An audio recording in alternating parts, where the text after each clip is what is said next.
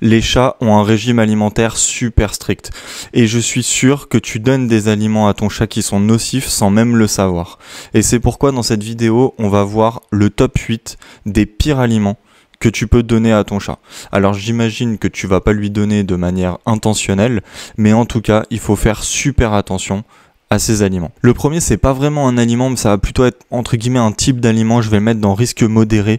C'est les aliments qui sont enrichis en sel, qui sont ultra salés. Et ça, en fait, ça va provoquer chez ton chat de graves problèmes. C'est un peu comme les êtres humains, si tu veux. Si tu manges trop de sel ou si tu manges trop de sucre, eh ben c'est super nocif pour nous. Pour les chats, c'est pareil, mais c'est encore pire en fait. Et en fait, ces aliments qui sont enrichis en sel, ça va provoquer des intoxications au sodium. Et c'est super dangereux pour ton chat parce que ça va provoquer plusieurs choses. Ça va provoquer la soif excessive, des vomissements, des urinations super fréquentes et même des convulsions.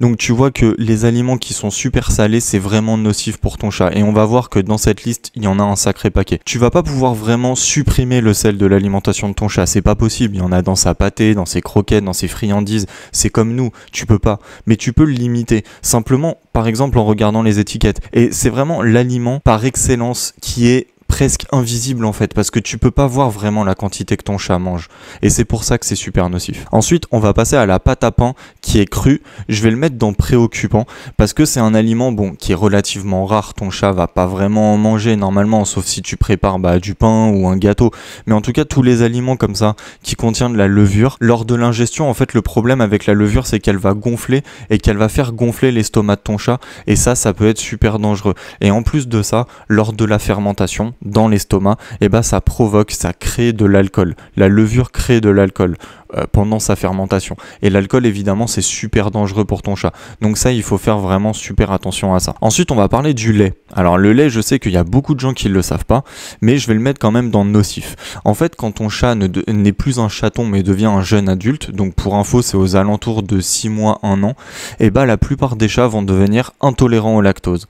Alors, le mot important, c'est lactose. Ça veut dire que le lait sans lactose, il n'y a aucun problème, tu peux lui en donner. Mais le lait avec lactose, ton chat va tout simplement être... Alors, c'est pas allergique, mais c'est intolérant.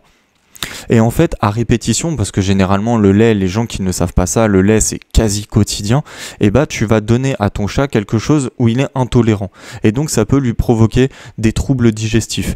Et ces troubles digestifs vont augmenter, vont s'empirer au fur et à mesure de la quantité et de la fréquence à laquelle tu donnes du lait avec lactose à ton chat. Donc c'est vraiment quelque chose, ça part sûrement d'une bonne intention, mais il faut faire vraiment attention à ça. Ensuite, dans à éviter, je vais mettre là aussi quelque chose dont pratiquement personne ne sait, je vais mettre le thon en boîte. Alors pourquoi le thon en boîte? Tout simplement parce que déjà c'est pas adapté à l'alimentation de ton chat, et ça peut lui provoquer des carences en vitamines et minéraux, parce que généralement, qu'est-ce que tu fais quand tu donnes du thon à ton chat? C'est un repas entier, tu vas pas lui donner du thon et des croquettes ou du thon et de la pâtée, non, tu vas lui donner une boîte de thon et ça fera office d'un repas entier. Et si c'est trop fréquent, ça peut provoquer des carences en vitamines et minéraux chez ton chat. Ça c'est la première chose. Et la deuxième chose, je parlais de sel tout à l'heure, c'est un aliment qui est ultra saturé en sel. En plus, si tu prends de la mauvaise qualité, et donc si c'est fréquent, tu vas à la fois avoir les problèmes donc de carence nutritionnelle chez ton chat et à la fois les problèmes liés au sel dont j'ai parlé tout à l'heure. Donc c'est vraiment un double facteur à éviter, mais c'est pas le pire. C'est pas le pire, mais il fait quand même partie de cette liste des top 8 des aliments les pires pour ton chat. Ensuite, dans risque élevé, alors je le mets pas plus haut parce que c'est pas fréquent, je vais mettre les noix de macadamia. En fait, les noix de macadamia, ça peut être super dangereux pour ton chat. Ça peut provoquer des symptômes comme la faiblesse, des vomissements, des tremblements et même de l'hyperthermie. Donc tu vois que ce dernier il fait un peu peur. Alors si tu lui en donnes en grande quantité et fréquemment, ça peut provoquer en fait cette liste de symptômes qui est franchement pas cool pour ton chat. Après je le mets moins que, on va voir le top 3, pourquoi? Parce que c'est quand même plus rare. Alors moi je connais peu de monde qui ont des noix de macadamia chez eux, peut-être qu'il y en a certains, mais c'est quand même beaucoup plus rare que ces 3 aliments qu'on va voir. Et donc là on va rentrer dans le top 3, on va voir que ce top 3 en fait il va relier 2 facteurs. C'est le premier facteur, ça va être la facilité à en avoir, le nombre de personnes qui va en avoir. Et la deuxième, c'est la dangerosité. Alors, je vais commencer dans dangereux avec le raisin. Donc en fait le raisin, pourquoi je le mets dans le top 3? Parce que c'est quand même quelque chose qu'on a très facilement dans la cuisine, dans une corbeille à fruits. En plus de ça, généralement c'est ni dans un frigo, ni dans un placard, mais dans une corbeille sur la table ou peu importe où est-ce que tu le mets, mais qui est vraiment en évidence, qui est pas caché et où ton chat peut avoir accès super facilement. Et en fait le raisin, à plus ou moins grosse dose, ça peut provoquer des insuffisances rénales aiguës et ça peut être très dangereux pour ton chat. Alors pour provoquer la mort, il faut quand même en avaler une certaine quantité. Mais en fait le problème avec le raisin, c'est que ça a une odeur sucrée et que c'est quelque chose qui va donner envie à ton chat. Et encore une fois, c'est quelque chose que tu vas avoir dans une corbeille à fruits qui est pas du tout protégée et ton chat peut y avoir accès super facilement. Et c'est ça en fait qui provoque la dangerosité.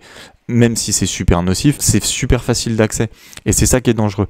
Ensuite, la deuxième chose, donc je vais le mettre dans très dangereux, c'est l'oignon et l'ail. Je les mets ensemble parce que ça fait pratiquement partie de la même famille. En fait, l'oignon et l'ail peut provoquer des anémies hémolytiques. Et ça peut être extrêmement dangereux pour ton chat. Alors, je me doute qu'il va pas lâcher un petit croc dans un oignon, mais je sais pas, t'es en train de faire de la cuisine, il va manger, et puis il y a de l'oignon à l'intérieur. En très faible quantité, ça peut vraiment provoquer des choses très graves en fait.